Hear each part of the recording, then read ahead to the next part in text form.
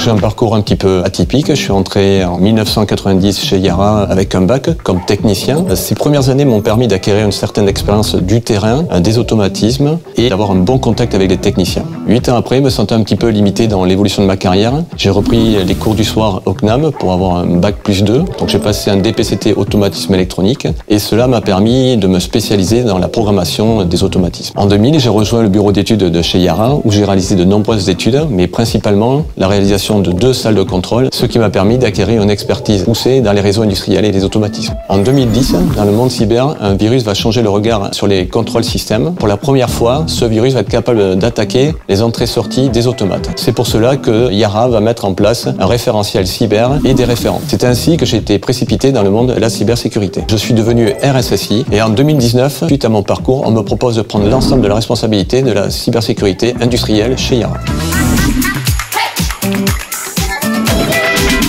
Donc mon rôle de RSSI industriel repose sur 4 grands principes. La disponibilité, c'est assurer la fonctionnalité des lignes de conduite. L'intégrité, c'est être sûr que les informations pour ces lignes de conduite sont pérennes et valables. La confidentialité, ce sont les secrets de fabrication ou des données sensibles qui ne doivent pas être partagées avec la concurrence. Et enfin, la traçabilité. Donc il y a 2 aspects dans la traçabilité. Il y a la traçabilité du produit, qui est par exemple la date de fabrication ou la date d'utilisation de ce produit. Et un aspect beaucoup plus technique qui m'incombe, c'est-à-dire être capable de revoir les actions qui ont été jouées ou faites sur mon système d'information.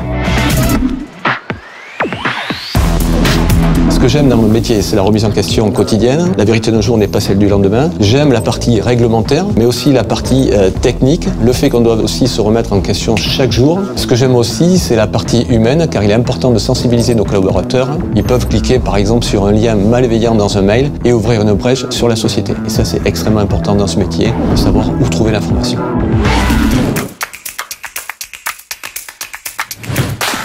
J'ai une fonction support transverse et j'appartiens au siège social.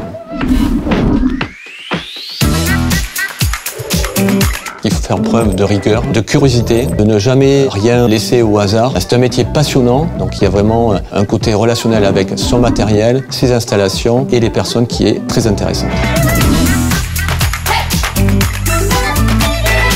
Chez Yara, nous fabriquons des fertilisants pour l'agriculture.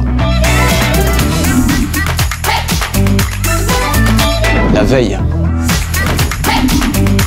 Il y a et il y aura énormément d'opportunités pour nos jeunes. Donc si vous aimez l'informatique, si vous aimez le réseau, si vous avez de la rigueur et vous êtes passionné, n'hésitez pas à aller dans cette branche. Let's go!